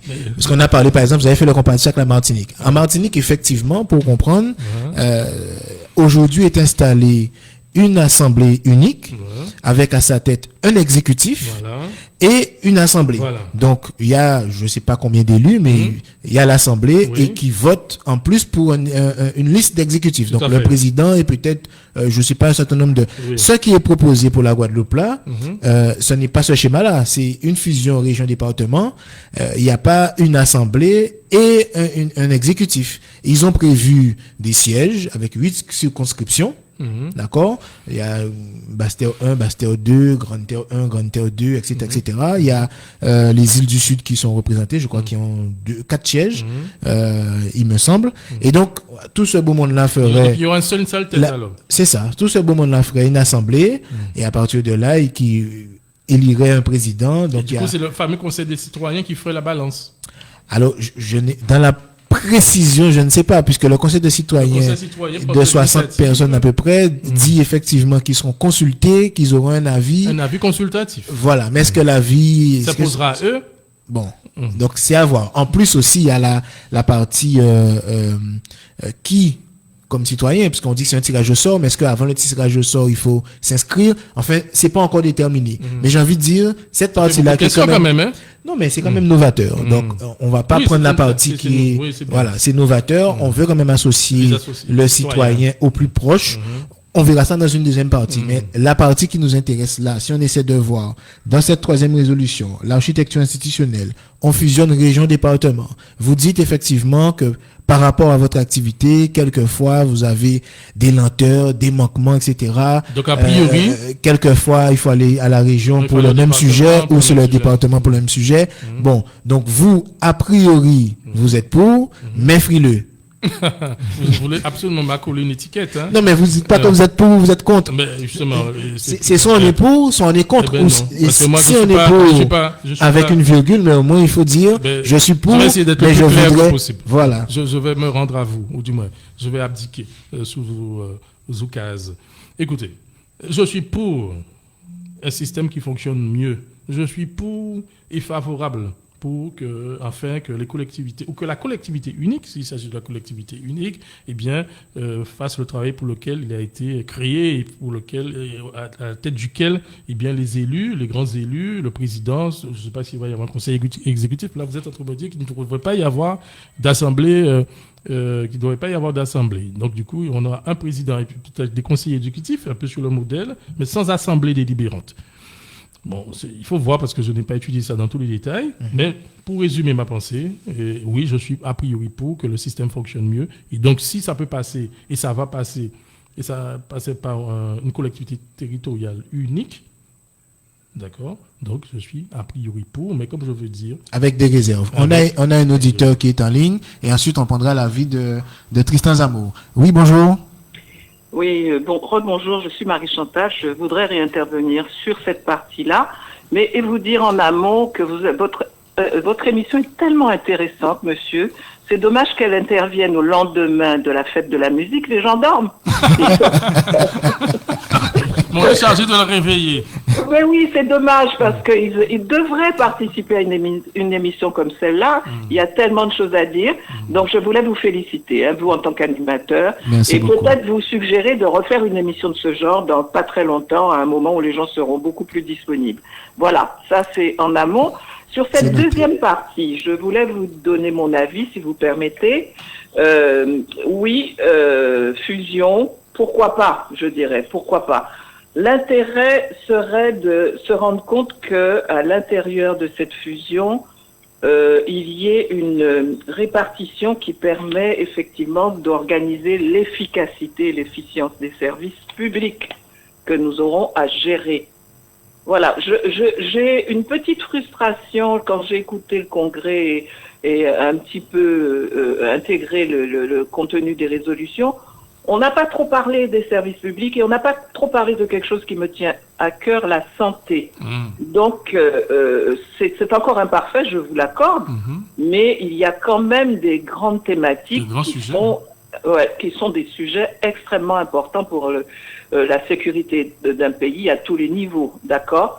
Donc, une fusion ne pourrait être considérée comme étant intéressante que si à l'intérieur, et je me rappelle que Pierre-Yves Chicot le disait, on puisse imaginer 2 chambres à l'intérieur qui soient indépendantes et qui fassent le travail dont nous avons besoin et qui est en œuvre actuellement, celui du département et celui de la région, en éliminant effectivement les doublons, en éliminant justement les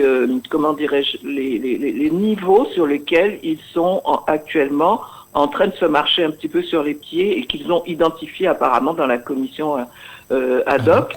Voilà, et donc ça pourrait fonctionner, mais il faut essayer, c'est toujours pareil.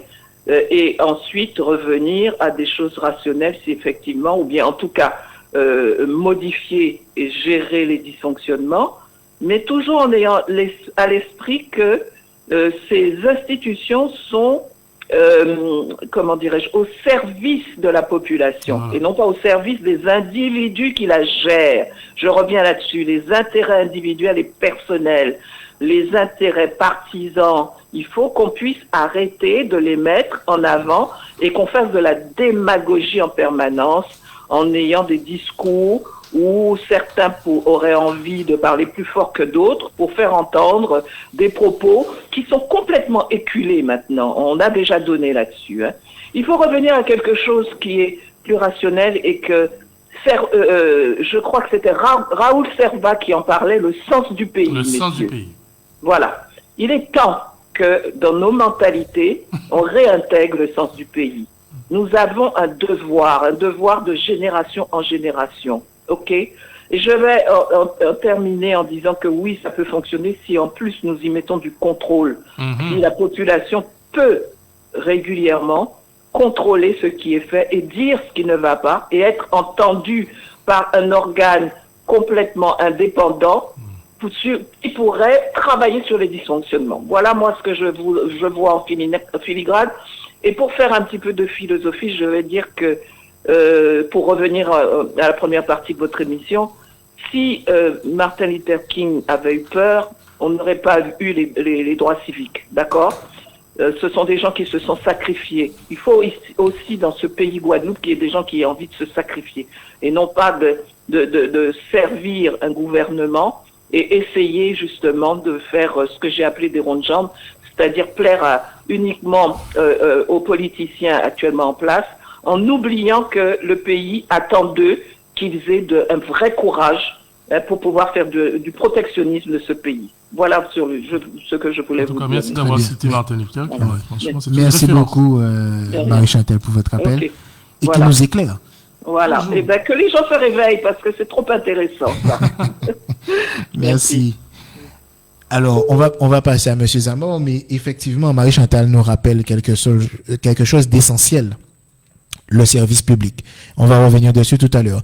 M. Zamor, alors, cette histoire de fusion, est-ce que ça vous parle, région, département? Est-ce que peut-être dans le cadre de vos activités, vous avez été confronté à la région ou au département? Est-ce que vous avez eu de votre côté une efficacité ou au contraire une inefficacité? Est-ce que vous avez retenu un certain nombre de choses sur la question ou est-ce que pas du tout? Vous fonctionnez dans votre activité et que vous n'avez pas été confronté aux deux institutions? On a pu être confronté aux deux institutions, mais pas en direct, parce que pour les gros chantiers, on est essentiellement sous-traitants. Donc nous, on n'est pas impacté puisque notre site clientèle est diversifié. Mais là où je souhaitais réagir, c'est qu'aujourd'hui, j'apprends beaucoup de choses, je suis beaucoup plus sensible au monde politique. Désormais, ce qui a évolué, ce qui nous a permis d'évoluer, le pouvoir a été décentralisé. C'est pour ça qu'on ne parle plus de métropole, mais on parle d'hexagone quand on parle de la France. Le pouvoir a été décentralisé et cela a permis de prendre en compte la singularité de chaque territoire. Ça nous a donné le schéma actuel. Mais le schéma actuel et le modèle étatique sur lequel on est connaît ses limites. Donc désormais, je suis pour la fusion, puisque le schéma actuel qui donne région et département, on a vu qu'il connaît ses limites. Donc il faut que les deux systèmes maintenant soient en corrélation sur des axes d'amélioration et sur les décisions qui seront prises, tout en ayant deux chambres qui soient séparées. Donc c'est mon avis sur le sujet. Ok. Oui, pour une évolution parce que le système actuel connaît ses limites. Très bien. Bon, eh bien, comme la première partie, on est pour l'évolution. Bon, on a un peu de frilosité d'un côté, mais ça avance quand même. Donc, c'est important quand même de recentrer les choses sur des sujets peut-être essentiels, puisque c'est vrai qu'on parle de fusion, on parle de collectivité, on parle de compétences qui seront sous, je dirais, la même institution. Mais ce que nous a rappelé Marie-Chantal et qui est essentiel, c'est ce que ressent tout un chacun au quotidien, c'est le service public. Et donc, il faut qu'on aille, si je comprends bien, vers une efficacité du service public. Mais écoutez, monsieur Amadou, vous êtes extraordinaire. À nouveau, je pense que vous avez les qualités pour être président d'une commission de conciliation ou de réconciliation. Parce que ce que vous venez de dire est très exactement, au-delà des apparences, et de l'image que vous allez peut-être vouloir me calquer ou machin. Non. De votre frilosité. Il n'y a pas de frilosité. Il y a une intelligence. Là, ce qu'a pu dire mon ami là, juste à côté de moi, c'est de l'intelligence, j'ai envie de dire, c'est de l'intelligence pratique. L'efficacité du service public. C'est ce qui nous intéresse, nous autres citoyens. C'est ce qui intéresse les personnes âgées, c'est ce qui intéresse les actifs, c'est ce qui intéresse la jeunesse. De l'efficacité dans les décisions politiques qui sont prises dans le système à changer, à améliorer, à réformer et pourquoi pas aller si le peuple le décide, vers une évolution majeure qui est donc une autonomie de la Guadeloupe, à l'intérieur, bien entendu, du giron français, parce qu'il n'est pas question dans les résolutions qui ont été adoptées lors du Congrès de sortir donc de la Constitution française. Donc, nous aurions les garanties qui sont offertes, qui sont permises par la Constitution, et nous pourrions, à partir donc de ce nouveau statut, eh bien, travailler vers l'efficacité, travailler en direction véritablement des besoins de la population en termes de santé, en termes d'accession et d'accessibilité à l'école et donc à la culture, et donc aussi à la possibilité qui serait offerte dorénavant, eh bien, à une certaine jeunesse et à toute la Guadeloupe de réinvestir le pays Guadeloupe, puisque je disais en préliminaire au début de notre intervention qu'il y a une dépopulation de la Guadeloupe, et en quelque part c'est déjà un réel problème, parce qu'on aura beau avoir le statut le plus idéal, le plus parfait, avec les plus belles compétences, pouvoir prélever l'impôt, non pas tous les impôts, hein, certains impôts, de pouvoir avoir un emblème qui cohabiterait avec la France, etc. Moi, je suis conscient, et de façon sociologique, de façon historique, que la Guadeloupe est une nation, la Guadeloupe a une identité singulière, la Guadeloupe est un creuset, j'allais dire, de singularité, d'intelligence, etc., d'identité, qui, de mon point de vue, ça ne poserait aucun problème que la Guadeloupe puisse avoir, très bientôt, si le peuple décide, d'avoir un emblème, d'avoir un drapeau, d'avoir une hymne qui cohabiterait, qui coexisterait avec l'hymne et le drapeau français. Donc je suis pour une évolution, mais je veux pouvoir réfléchir à cette évolution, je veux pouvoir avancer pas à pas, de façon sécurisée, d'accord, et qu'en quelque part, qu'à la faveur de cette discussion, de ce débat qui va s'ouvrir bientôt, et le peuple s'en saisira, puisqu'il est prévu une consultation de toute façon, et bien que... Et un forum avant ça. Il y a un forum qui va s'ouvrir de nouveau, et bien qu'in fine, à l'issue de toutes ces discussions, de tous ces débats, et bien que ce sujet vienne sur la place publique et que les citoyens puissent s'exprimer et prendre une position éclairée, parce que le pays leur appartient, c'est notre pays, c'est notre Guadeloupe, et nous allons aller le plus loin. Vous n'êtes pas d'accord avec la méthode actuelle. Simplement, vous n'êtes pas non plus d'accord pour vous sacrifier, hein, parce que Marie-Chantal nous a parlé à un moment donné des personnes en responsabilité qui soient d'accord pour se sacrifier pour le pays. Mais vous parlez de pas plutôt sécuriser. Je ne pense pas qu'à l'heure actuelle, avec bien les bombes qui sont arrivées sur les 3 centrales nucléaires de l'Iran, que la question de la retraite, que la question de tous les sujets majeurs. On n'a pas parlé de la transition énergétique, on n'a pas parlé effectivement de la question climatique. Ça fera l'objet d'autres émissions. Ça fera l'objet de notre émission, que je puisse en quelque part me suicider ou je ne sais quoi. Non, au contraire, il faut préserver cet écosystème. Le sacrifice n'avait pas dit non plus aller faire un acte qui soit définitif, je dirais, et malheureux. Le sacrifice serait justement de dire, peut-être de partir avec un bâton de pèlerin, de se dire qu'on va prendre des coups et qu'on prend déjà des coups, hein. Je ne sais pas, mais je parle d'un sacrifice. J'essaie de traduire un peu ce que nous disait Marie-Chantal. Oui, c'est de prendre un peu à bras le corps le sujet et d'aller partout, aller le diffuser, aller en discuter, tout en sachant qu'on va rencontrer des énergies, des forces, des personnes qui soient contre notre idée, mais qu'on y aille, vaille que vaille, parce que il faut quand même que ce sujet-là, comme on l'a dit au début, que tout le monde s'en saisisse. C'est ça le sacrifice. Est-ce que M. Zamor... Permettez, M. Amadou, avant que je cède la place, et toute la place à notre ami. Oui, du coup, je réunis 2 personnalités. Non pas Aimé Césaire, on pourrait citer Aimé Césaire, mais il a parlé de monsieur Martin Luther King, et je parlerai aussi de Delgrès. Oui, vivre libre ou mourir, donc je suis pour la vie. Ok, et je suis quelque part. Pas pour vivre libre. Je suis en quelque part pour mourir à moi-même, ok, et mourir à nos égoïsmes, parce qu'il y a une question de ça, et vivre et revivre, justement. Et là, du coup, je parle de Martin Luther King, effectivement, qui a été un apôtre de la paix, de la conciliation, et qui, quelque part, au travers de son combat, a permis aux Noirs des États-Unis, et au travers de ses sacrifices. De ses sacrifices, ok, au travers de ses sacrifices, il en est même mort, ok, ouais, c'est vrai. Mais je pense qu'on peut, effectivement, cheminer vers une trajectoire, vers une solution qui permettrait au plus grand nombre du pays Guadeloupe, effectivement, d'espérer et de croire à nouveau dans la chose publique et dans l'efficacité de l'action politique et dans l'action citoyenne, parce qu'il faut les deux, il faut l'action publique, il faut aussi l'action citoyenne. Moi, je suis un citoyen engagé dans mon entreprise avec une 50aine de collaborateurs qui au quotidien est au charbon, d'accord, et monsieur est engagé aussi avec sa partenaire, sa collaboratrice au quotidien dans les affaires du pays Guadeloupe, et en quelque part nous participons au niveau que nous sommes actuellement à la réussite de ce pays. Donc nous voulons que cela aille encore plus loin et qu'en quelque part que demain qu'on puisse se dire qu'on on a fait les bons choix et qu'on a décidé en conscience des nouvelles responsabilités qui du coup seraient actées dans une élection ou à l'issue d'un débat démocratique. Très bien. Monsieur Zamor, peut-être un mot supplémentaire sur la question, soit de manière générale sur le débat, sur le congrès, sur l'évolution, ou bien précisément sur l'architecture institutionnelle, c'est-à-dire la fusion région-département. Actuellement, on a tout intérêt à laisser s'en aller l'individualisme et à plutôt opter pour un système commun, puisque je le vois à mon échelle. La conjoncture... Plus près. La conjoncture très compliquée à l'heure actuelle fait que les entreprises ne peuvent pas investir. Exemple à mon échelle, les entreprises ne peuvent pas investir à la hauteur souhaitée.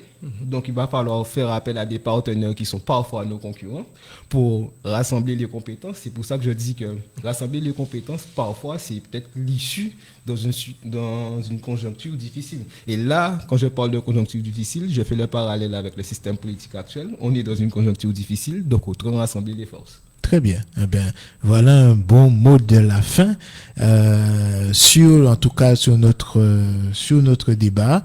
Alors, j'espère qu'on va pouvoir, à la demande de notre auditrice, répéter ce débat-là, puisqu'effectivement, on en a encore à dire, je suppose. On en a sur les compétences, par exemple. C'est quelque chose qui nous prendra peut-être un peu de temps. Donc, on verra si c'est un sujet qu'on emmènera dans un prochain débat. En tout cas, je remercie à votre entière disposition, merveilleux animateur de cette radio qui émet depuis Hans Bertrand. Et je salue à nouveau donc le peuple de Guadeloupe, les Ansois et les compatriotes qui sont au loin qui du coup ont probablement écouté sur Internet, sur les ondes. Donc j'ai eu plaisir à y participer et je me tiens à votre entière disposition pour la suite des opérations. Très bien, impeccable. Est-ce que M. Zamor a un mot à dire, peut-être de conclusion, un rappel de l'activité, peut-être ça peut être important? Donc, Tristan Zamor, directeur de la société à Terrassement. Et moi, je me tiens aussi à l'entière disposition de l'émission pour tout autre débat, peut-être sur d'autres sujets. Pourquoi? Parce que je ne suis pas un porte-étendard. Par contre, si ma présence peut sensibiliser d'autres acteurs économiques aussi jeunes que moi à participer au débat public, ça peut être intéressant. Très bien. Un numéro de téléphone de l'entreprise peut-être?